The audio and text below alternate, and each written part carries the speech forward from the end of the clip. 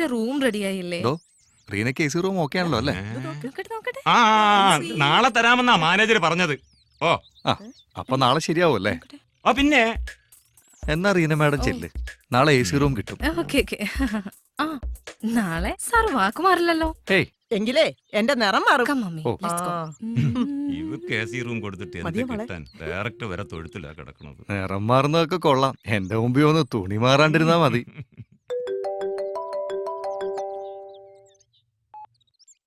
Hello sir, നമുക്ക് അടുത്ത shot ക്രെയിനിലെടുത്തോ sir? ക്രെയിനിൽ. ഓ പിന്നെന്താ, ആ പോറ്റിയെ കാണുന്നില്ലല്ലോ. സ്ക്രിപ്റ്റ് ആണെങ്കിൽ അയാളുടെ കയ്യിലല്ലേ?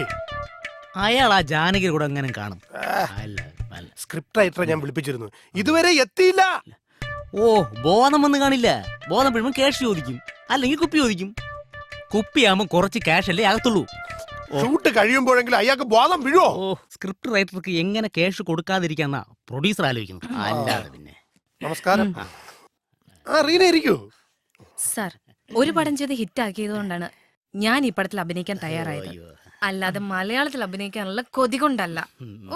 റീനയ്ക്ക് നമ്മുടെ സെറ്റപ്പ് ഒക്കെ ഇഷ്ടമായില്ലേ? എനിക്ക് ഇവിടുത്തെ സെറ്റപ്പ് തീരെ പിടിക്കുന്നില്ല. അതെ, റീന വലിയ സെറ്റപ്പിൽ നിന്ന് വരുന്നുണ്ടാ ഇങ്ങനെയൊക്കെ തോന്നുന്നത്. പിന്നെ എന്തിനാണ് സാർ എന്നെ ഇതിലേക്ക് വിളിച്ചത്? ഓ, ഏതെങ്കിലും ചെലവ് കുറഞ്ഞ ആർട്ടിസ്റ്റിനെ വെച്ചാ പോരായിരുന്നോ? ഇതിലെ ക്യാരക്ടർ ചെയ്യാൻ റീനയാണ് ആപ്റ്റെന്ന് തോന്നി, അതാ ഞാൻ സജസ്റ്റ് ചെയ്തത്.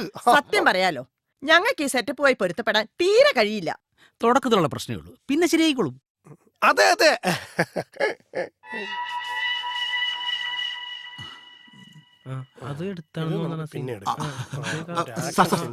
നമസ്കാരം സാർ, എന്റെ പേര് ആന്റണി. ഞാൻ ഒന്ന് രണ്ട് സിനിമ മോഹം കാണിച്ചിട്ടുണ്ട്. സാറിന്റെ ഈ പടത്തിൽ എന്തെങ്കിലും ഒരു വേഷം. സാർ അങ്ങനെ പറയരുത്. അല്ലല്ല, ഇതില് വേഷം ഞാൻ കാല് പിടിക്കാം, സാറിന്റെ കാല് ഞാൻ കഴിക്കാം. എന്തെങ്കിലും ഒരു വേഷം സാർ. ഒരുപാട് നാളായി ഞാൻ ഇങ്ങനെ നടക്കുന്നു. എനിക്ക് ഒരു സ്റ്റാർ ആവാൻ വലിയ ആഗ്രഹമാണ് സാർ. പ്ലീസ് സാർ, സാർ മറ്റേ കാലം കഴിഞ്ഞ എന്താണ്? Sorry sorry sorry. കനക, എടാ ആന്റണി, നീയായിരുന്നാ?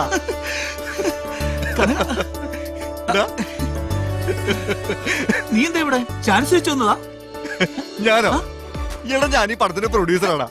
ഈ പടത്തിന്റെയോ? അതേന്ന്. നീയോ? സത്യം? നീ ഇങ്ങ് വന്നേ, ഞാൻ പറയാം.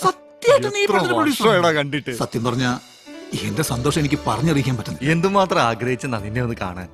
ഞാനും ഏറ്റവും കൂടുതൽ ആഗ്രഹിച്ചത് നിന്നെ കാണാനാണ്. സത്യത്തില് കർത്താവാണ് എന്നെ നിന്റെ മുമ്പിൽ എത്തിച്ചത്. നീ രവീന്ദ്രനെ പിന്നെ കണ്ടോ? ഇല്ല. എന്നെങ്കിലും ഒരിക്കലും അവൻ എന്റെ മുമ്പിൽ ഒന്ന് ചാടും. അന്ന് ഞങ്ങൾ ഒരാളെ ജീവിക്കും.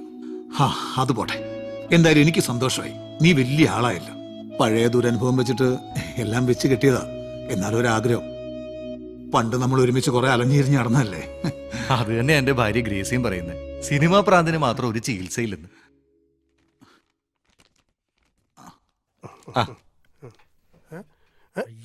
ഇതിവിടെ വന്ന ഈ ശല്യം. ഇവനോ?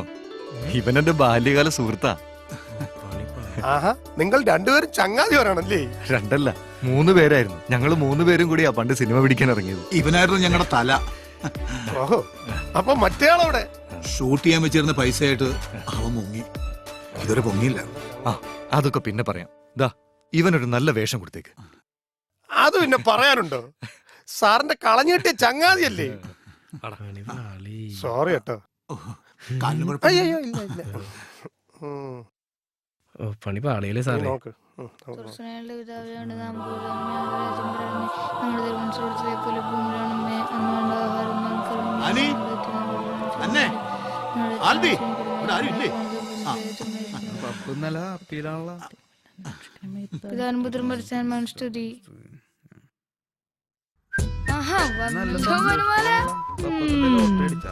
ഇന്നെന്താ വല്ല ഗമയിലാണല്ലോ.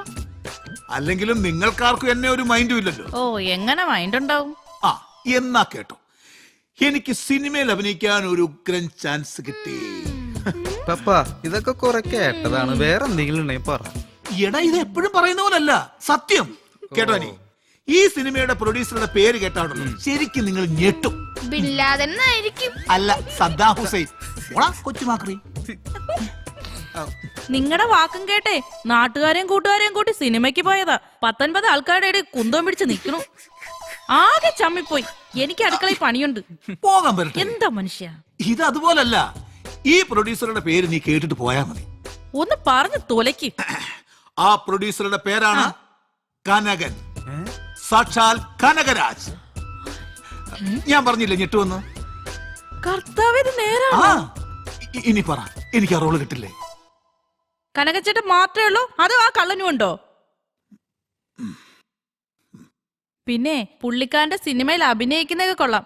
പഴയ കാര്യങ്ങളൊന്നും മറക്കണ്ട. ഓ ഉത്തരവ് തമ്പുരാട്ടി, ഒന്ന് പോടി അവിടുന്ന്. പണ്ടെങ്ങാണ്ട് മുയല് വീണ് ചക്കയത്തുനിന്ന് വെച്ചിട്ട് എപ്പോഴും അങ്ങനെ സംഭവിക്കില്ല. പപ്പ അറിയില്ലെങ്കിൽ പറയണ്ട, ചക്ക വീഴാണ് മുയലാത്തത്. എന്തായാലും അത് ചത്തില്ലേ, പിന്നെ അത് വീണിട്ടാണോ ഇത് വീണിട്ടാണോ നോക്കിട്ട് വല്ല കാര്യമുണ്ടോ? അല്ലേ? നിനക്ക് പഠിക്കാനൊന്നുമില്ലേ? അല്ലെങ്കിൽ ഉത്തരം കിട്ടുമ്പോ എല്ലാ പപ്പമാരും ഇങ്ങനെ തന്നെ പറയണത്. പോയി പഠിക്കടാ. പോയി പഠിക്കടാ. അവന്റെ ഒരു മുയലും ചക്കയും. അല്ല അന്നമോളെന്തിയേ? മായച്ചിയുടെ വീട്ടിൽ പോയി. ആണോ? നീ എന്ന് അന്നമോളെ വിളിച്ചിട്ട് വാ. വന്നേ പറയട്ടെ. മലയാള സിനിമയിൽ ഇതോടുകൂടി ഞാനൊരു സംഭവം പൊതുവെയുള്ള സംസാരം. ആര് പറഞ്ഞു? അല്ല എന്റെ സംസാരമാണത്.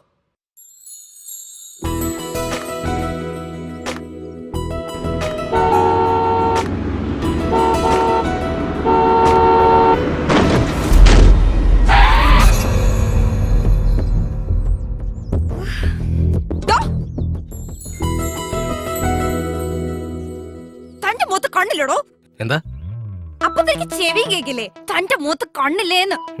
ഇതൊക്കെ സ്ഥിരം ഡയലോഗല്ലേ, ഇതുവരെ ഒരു ചേഞ്ച് ഇല്ലേ?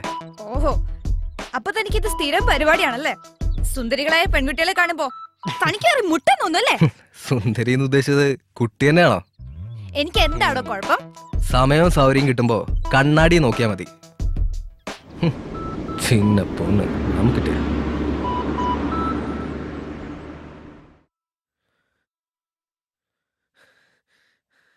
ചേച്ചി ഷോർട്ട് റെഡി ചേച്ചി. ചേച്ചിയോ?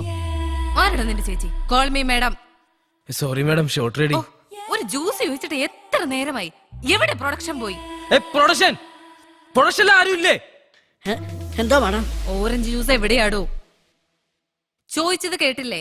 പ്രൊഡക്ഷൻ ഓറഞ്ച് ഇല്ലായിരുന്നു. മാഡത്തിന് ഫ്രഷ് ഓറഞ്ച് ജ്യൂസ് വേണമെന്ന് പറഞ്ഞോണ്ട് ടൗൺ വാങ്ങാൻ പോയിരിക്കുക. ഉടനെ വരും. കട്ടൻ ചായ പോലും കാണത്തില്ല. സാമി ഇത് എത്രയായി? എവിടെ റീന? എവിടെ? കോസ്റ്റ്യൂം കഴിഞ്ഞ് സാറേ മേക്കപ്പ് ചെയ്തോണ്ടിരിക്കുന്നേ. അതിന് ഇത്ര സമയം വേണോ? ഇവക്കൊക്കെ എന്ത് അഹങ്കാര! എത്ര തവണ പറഞ്ഞാലും ഇവക്കൊന്നും മനസ്സിലാവത്തില്ല. ഇപ്പൊ വരാന്നാ പറഞ്ഞ സാറേ. ഓക്കെ ആന്റണി, നമുക്ക് റിഹേഴ്സൽ നോക്കാം. ഓക്കെ ഓക്കേടാ. ഓക്കെ ശരി. ഓക്കെ സാർ നമുക്ക് ടേക്ക് ഓവർ സാർ. ആരാണ് sir? Take over sir. Okay ശരി സാർ. അച്ഛാ, അച്ഛന്റെ ആഗ്രഹത്തിനെതിരായിട്ട് ഞാൻ എന്തെങ്കിലും ചെയ്തിട്ടുണ്ടോ? അത് പിന്നെ എനിക്കറിയില്ല മോളെ. നിന്റെ അമ്മ മരിച്ചതിന് ശേഷം നിന്റെ അച്ഛനും അമ്മയൊക്കെ ഈ ഞാൻ തന്നെയല്ലേ?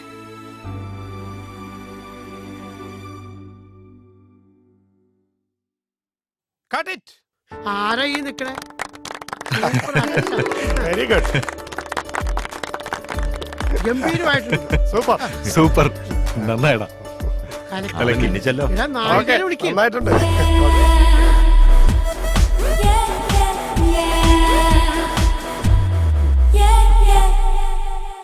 സാർ നമസ്കാരം. All the Thank you. അപ്പൊ ടേക്ക് പോവാലോ? ആ തുടങ്ങാം സാർ. ആ, തുടങ്ങാം. ആരാ എന്റെ അച്ഛനായിട്ട് അഭിനയിക്കുന്നേ? ഇങ്ങനെ അച്ഛനായിട്ട് അഭിനയിക്കും. ഇയാളോ? കൊള്ളാവുന്ന ആരെയും കിട്ടിയില്ലേ? നന്നായിട്ട് അഭിനയിക്കുന്നേ. ആ ശരി. റെഡിയല്ലേ സാർ? എടുക്കാം. Okay. എടുക്കാം. ഓക്കെ നോക്കാം. അച്ഛാ, ആക്ഷൻ. അച്ഛാ, ഇന്നേ വരെ അച്ഛന്റെ ആഗ്രഹത്തിന് വിപരീതമായി ഞാൻ എന്തെങ്കിലും ചെയ്തിട്ടുണ്ടോ? അതിനൊരു ഡയലോഗ് പറ. ഡയലോഗ് പറയാൻ അറിയില്ല മോളെ. അതെനിക്കറിയില്ല മോളെ. എന്താ ഇത്?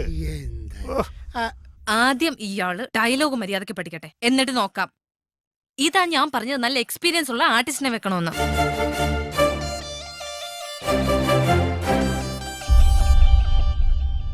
എന്താ ഇവിടെ പ്രശ്നം?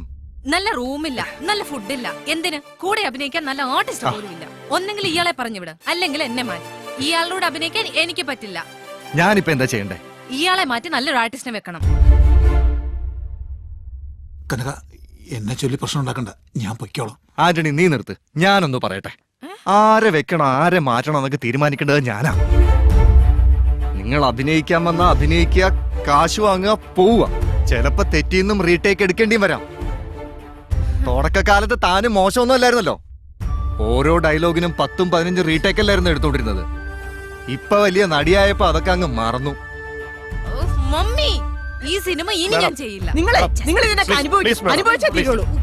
ഇത്ര ഒരു long class. വേണ്ട കനക, എന്നെ ചൊല്ലി ഒരു പ്രശ്നം ഉണ്ടാക്കണ്ട. ഞാൻ മാറിത്തരാം. നീ ഒന്ന് വെറുതെ ഇരിക്കണ്ട ആന്റണി. 25 വർഷം കൊണ്ടുള്ള ശ്രമമായത്. അതെങ്ങനെ വേണമെന്ന് ഞാൻ തീരുമാനിക്കും. അവള് പോണെങ്കി പോട്ടെ. എനിക്ക് നിന്നോളം വലുതല്ലടാ അവളൊന്നും. അവര് പോയാ പിന്നെ ഈ വേഷം ആരഭിനയിക്കും?